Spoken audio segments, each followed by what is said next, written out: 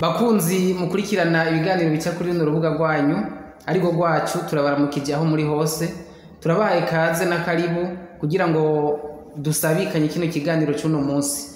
Uno munsi tugiye kubashikiriza ikiganiro cy'intungamagara. Twarabemereye yuko tuzoza turabashikiriza ibiganiro by'intungamagara vy'ukuntu twomenya ingene tubungabunga amagara yacu tugafungura neza kugira tugire amagara meza mbere no kwivura dukoresheje ibifungurwa hamwe n'ivyaremwe bindi kama.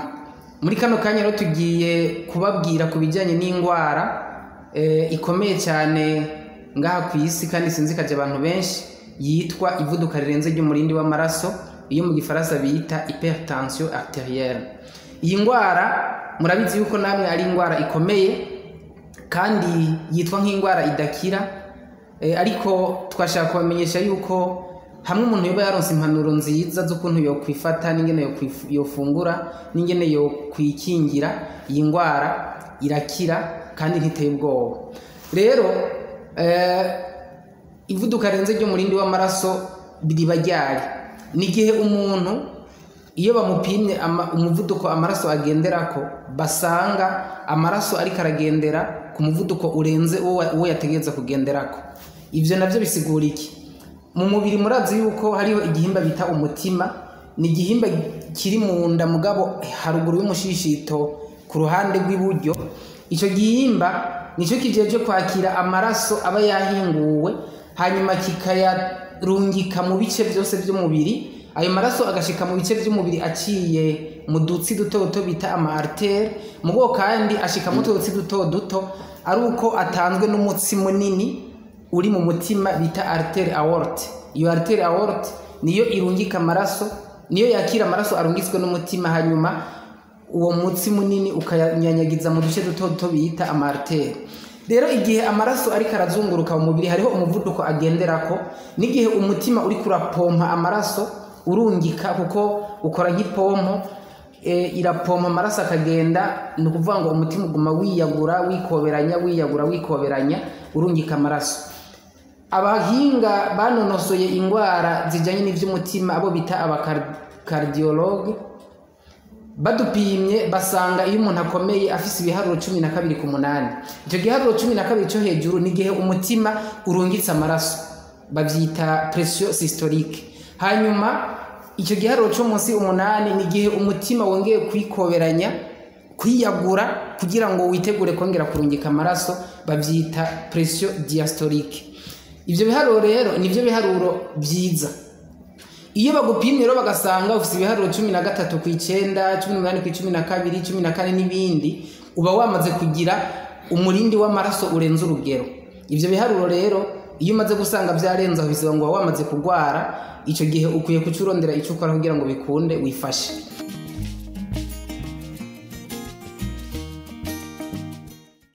Iyo umuntu afise indwara y'ivuduka rirenze ry'umurindi w'amaraso agira ibimenyetso bikurikira. Ariko imbere yuko ndabibabwira nashaka mende babwire yuko ino ndwara birashika ntigire ibimenyetso, umuntu akayigwara akayigendana mbere akayimarana igihe atakimenyetso na kimwe afise, gushika naho bishobora gushika agapfa giturumbuka, abantu bakabona umuntu araguye bakibaza ivyo ari byo, bakibaza kumbure yarozwe mugabo atarozwe, ahubwo ari yo ndwara yagendanye. Nico gituma mu gifaransa bayita ngo ni tueur silencieux, gwica ruhoze. Ivyo rero birashika mugabo ibimenyetso byayo bikunda gushika ni nk'ibihe. Iyo umuntu afise ivuduka rirenze ry'umurindi w'amaraso aragira ibintu byo kugira indihaguzi z'umutima, palpitation cardiaque, umutima ugatera ku rutondo utahoruterako. Icya kabiri, umuntu aragira ibibazo byo kwama amenetse umutwe, les maux de tête, umutwe ukameneka kandi ukaremerwa. Icya gatatu, aragira ibintu byo kwama arushe acitse intege, fatigabilité canke asthénie, ku buryo atabasha gukora nk'ibintu by'ingufu cyane kugenda urugendo runini ugasanga aguma konyera. Icya kane, aragira ibibazo by'ibizunguzungu, les vertiges, ku buryo kenshi usanga nk'iyahagurutse ashobora kuzungurirwa cyangwa ariko aragenda akaba yo kubikubita no hasi. Ivyo bimenyetso iyo ubonye ukunda kubigira, ivyo mvuze kugira indihaguzi z'umutima, kumeneka umutwe, kwa murusha uremerewe, ibizunguzungu n'ibindi, ukwiye kuca witura abaganga bakaraba bagupimye yuko utofise ivuduka rirenze ry'umurindi w'amaraso.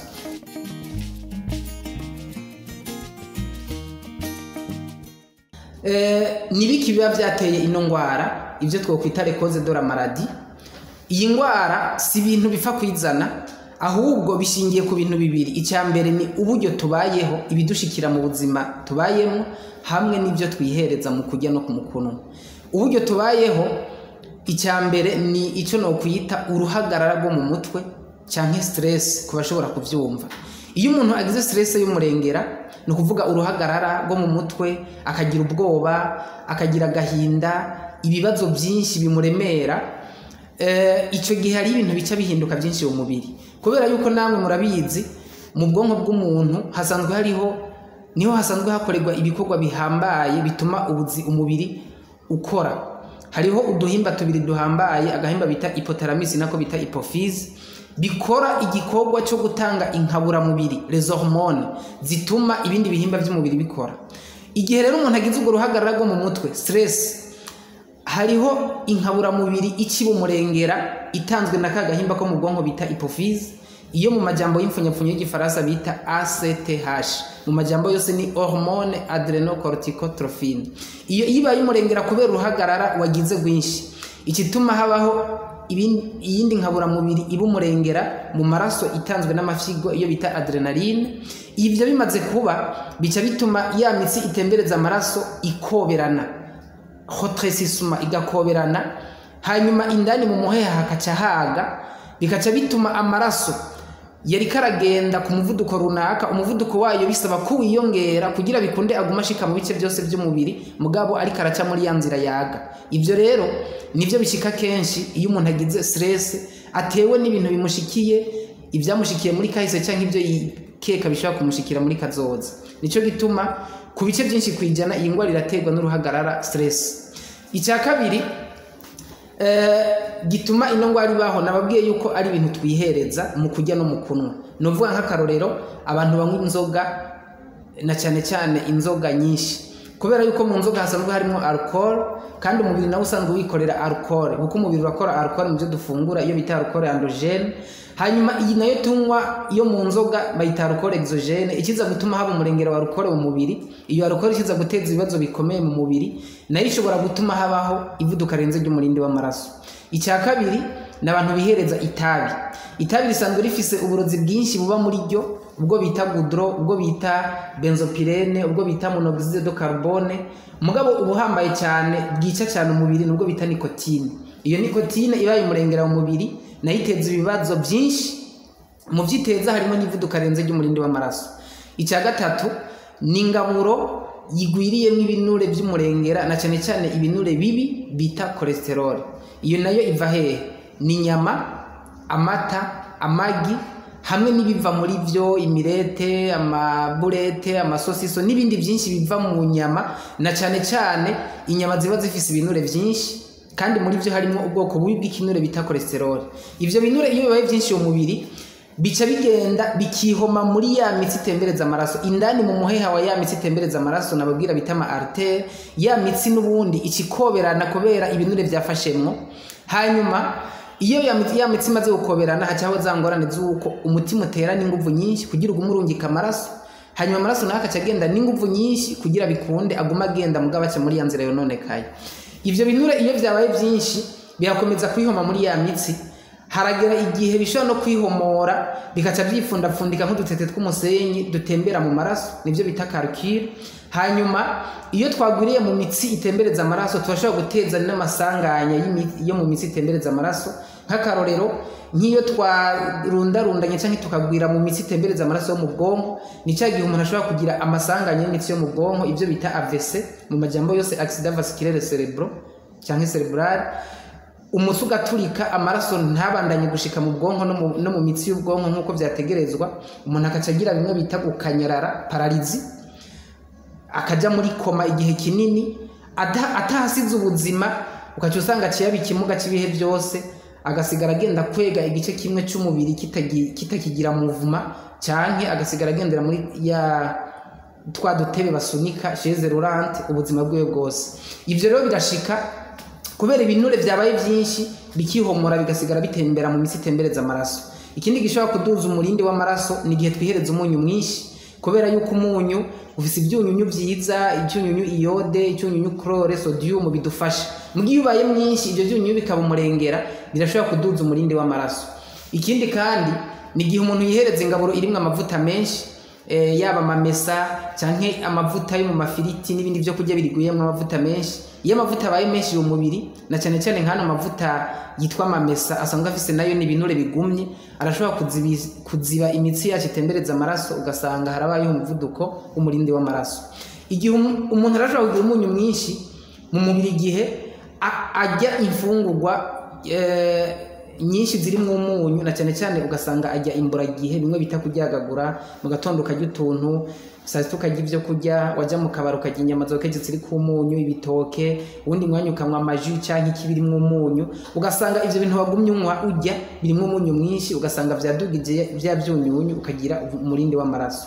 Ivyo mvuze kumbure n'ibindi ntibutse, ariko bishobora kuba bihari, nivyo biduza umurindi w'amaraso. Mugabo hanini ivyo mvuze nivyo biba kenshi.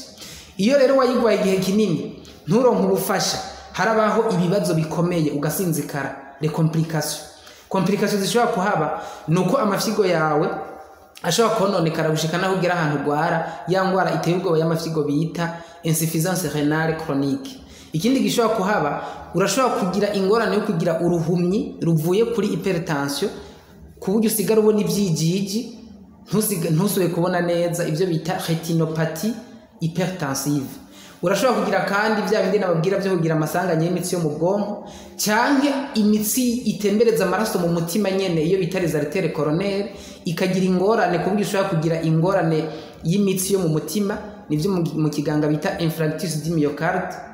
Cyangwa ukagera n'ahantu kubera yuko amafyigo yawe yononekaye n'ibindi bihimba by'umubiri byononekaye, amazi akadengera mu mubiri wawe, ntasuye gusohoka neza, gushika nashobora no gushika mu mahaha kuzurura amazi, ivyo bita prerezi, bikaba byo gushikana ahantu ugwara n'ingwara zikomeye, mbere no gupfa ugapfa. Nico gituma iyo umaze kubona ugwaye ntubifate minenegwe, ahubwo ni witeho kwifasha hakiri kare, kuko umaze gusinzikara biba bibi cyane.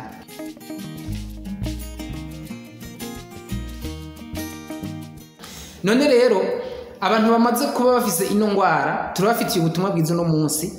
Hari uburyo bokora imiti biciye mu ngaburo hamwe no mu bintu kama, ikabafasha kuri ino ngwara y'ivuduka renze ry'umurindi w'amaraso. Ngiye kubabwira ingaburo z'ubwoko butatu, abazozikora bazobona ubufasha budasanzwe, mbere no gukira bakire. Icya mbere, ni murondere ibinyantete, les céréales by'ubwoko bune: sesame, kubayizi nibaza ko benshi bayizi mu ariko maradukurikirana, hamwe na soya, hamwe n'ibindi binyantete by'ubwoko bubiri, icyo bita graine d'orge hamwe na graine de chia. Ivyo binyantete bine biratunze cyane ibintu by'agaciro bifasha ikora ry'umubiri, na cyane cyane ikora ry'ubwonko, na cyane cyane twa duhimba tujeje gutanga inkabura mubiri, hypophyse na hypothalamus, ku buryo bidufasha kugira ngo bikunde za nkabura mubiri zikunda kuduga zikaba umurengera bitaba, ahubwo ibijyanye n'inkabura mubiri byacu, ama hormone bikaja ku rutonde, maze bikaturinda yuko umutima ukunda kugira ingorane zo kuvuduka mu gutera amaraso, n'amaraso agatembera ku rugero runini. Ikindi bidufasha nk'akaruru nka sesame hamwe na graine d'orge, birafise ubwoko bw'amavuta meza cyane aba mu ivyo binyantete, atuma igihe ariko aratembera mu mubiri bya binure bibi n'amavuta mabi ari mu mubiri wacu yazibije imitsi itembereza amaraso, agenda avamwo, agenda ashonga, hanyuma imitsi yacu ikamera neza. Ivyo binyantete rero, soya, sesame, graine d'orge na graine de chia, igihe wabironse nukubikaranga byose, hanyuma ukabivanga ugakora ifu y'ubuyi, maze ubwo buyi ukazura bwihereza, ukanywa nk'igikombe mu gitondo, ikindi ku mugoroba. Ni ingaburo idasanzwe, ntabwo ari ubuyi busanzwe, ahubwo n'ubuyi bukora nk'umuti, farine thérapeutique. Ku bantu badashobora kuronka graine d'orge na graine de chia, barashobora gukoresha sesame na soya gusa, ni byiza navyo. Mugabo kubokenera graine d'orge na graine de chia biraboneka ngaha mu gisagara no mu bundi burere, bogerageza bakabirondera cyangwa bagaca kubo bafasha bakabironka. Icya kabiri ni ugukora umuti mu bintu bitatu: ibitunguru bitukura, ibitunguru sumu n'indimu. ufashe ibitunguru bishika 3 bitukura ukabikatagura, indimu 3 zikimeze neza zitononekaye ngo zanikirwe kuzuba ukazikatagura, ukaje ufata n'ibitunguru sumu intete nka 20 gushika kuri 30 ukazihonda neza. Ivyo bintu ugaca biteka byose ni litiro y'amazi. Mu gice c'ilitiro y'amazi inusu y'ilitiro ni ukuvuga kiya kirahure kinini canke kiya gikombe ca mironko, hanyuma ukabiteka bikabira nk'iminota 3 gushika kuri 5. Ukabikurako hanyuma ugakanya ukaminina uwo muti wavyo waronse ukaca uwihereza ubwo nyene, canke ukanywa igice mu gitondo ikindi ku mugoroba. Uwo muti uragufasha cyane mu gutuma bya binure byaziba imitsi yacu canke ya mitsi yagenda igakoberana ikumagana igenda imera neza gushika naho hagera ahantu umutima usigara utera ku rutonde rwiza n'amaraso akagenda ku murindi umeze neza igihe uri kurihereza iyo ngaburo. Ndababwiye ivyo vy'ibitunguru n'ibitunguru so murazi ko ari ibintu tumenyereye kwihereza mu ngaburo zacu, dufata ibisanzwe ariko ni imiti idasanzwe kuko bitunze ibintu bidasanzwe bifasha umubiri wacu. Icya gatatu no kwihereza icyayi kivuye mu bimera bibiri, ikimera bita igisuru ortie grande hamwe na moringa. Moringa nibaza ko benshi muyizi, n'igisuru uno munsi benshi barakimenyereye. Ico gisuru ortie grande hamwe na moringa, icyayi kivuye mu mababi yavyo tisane, ni icyayi kidasanzwe mu gutuma umurindi w'amaraso umera neza, ibinure vyazibuye imitsi yacu bishonga, hanyuma ibibazo byose bijanye n'ikora ry'umutima hamwe n'itembera ry'amaraso bikagenda neza cyane. Hariho n'igihe bishika amaraso akavura ku rutonde atari gwiza, mauvaise coagulation disa. Ico gisuru hamwe na moringa biragufasha kugira ngo amaraso avure ku rugero gwiza, ntiyipfundapfundike ngo amere nk'ibintu by'ibibure mu mitsi yacu itembereza amaraso. Ico cyayi rero naco kiraboneka kandi ni cyiza cyane. Rero ivyo bitatu ndababwiye ku muntu afise ivuduka renze ry'umurindi w'amaraso nabirondere abikore avyihereze, bizogenda biramufasha buhoro gushika naho mu kiringo kiri hagati y'indwi 1, 2, 3 ukwezi gushika nko ku mezi 2 bitewe n'uburyo yari yarasinzikaye, uzosanga umutima we usigaye utera neza, bya bimenyetso byose yarafise byaraheze, amaraso asigara atembera kuri rwa rutonde nababwira gwiza, abeho atangora nafise. Icitonderwa mu gihe umuntu ariko arafata izo ngaburo ndababwiye, ni ngombwa yuko aba yashize ku ruhande bya bintu byose nababwira bitera ivuduka renze ry'umurindi w'amaraso, za nzoga, rya tabi, za nyama, amata, magi, imyunyu y'umurengera n'amavuta n'ibindi. Mu gihe umuntu agwaye iyo ngwara akaba ariko arafata umuti, umunyu usanzwe yowureka, mugo hari uwundi munyu mwiza ashobora kwihereza, wowe utagwije bya byunyunyu bituma umuntu agwara, ahubwo ugwije icyunyunyu cyiza potassium gifasha mwikora neza ry'umutima. Uwo munyu urahari, uwo bita sere dietetique, nawo arashobora kuronka.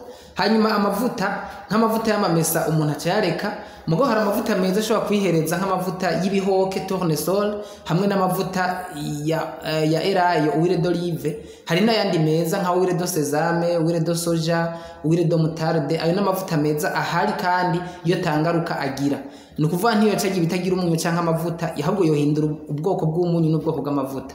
Ibisigaye akifungurira ibyo kurya bisanzwe, akagwiza ivyamwa mu ngaburo yiwe, imboga, hanyuma agafata umwanya ukwiye wo kuruhuka, akirinda ibimustressa n'ibimumena umutwe, akabaho yihanganye kandi yizeye Imana. Mu by'ukuri arakira kandi bikagenda neza cyane. Nibaza yuko ari benshi bagwaye ino ngwara, iki kiganiro baciteho kizobafasha, canke n'utagwaye ashobora kugiha abagenzi biwe, kuko n'abatagwaye ni byiza yuko bagira ubumenyi nk'ubu kugira ngo bikingire mu gihe bataragwara. Reka rero twizere yuko bigiye kubafasha muri benshi. Ku bantu bipfuza ibi turiko turavuga kumbure aho bari babona batobironka byoroshe, barashobora kuturondera hanyuma tukazobafasha nyine bo bironka kugira ngo bikunde bikingire kandi bivure. Imana ibafashe kandi bagirire neza, tubipfurije amagara meza mwese, murakoze.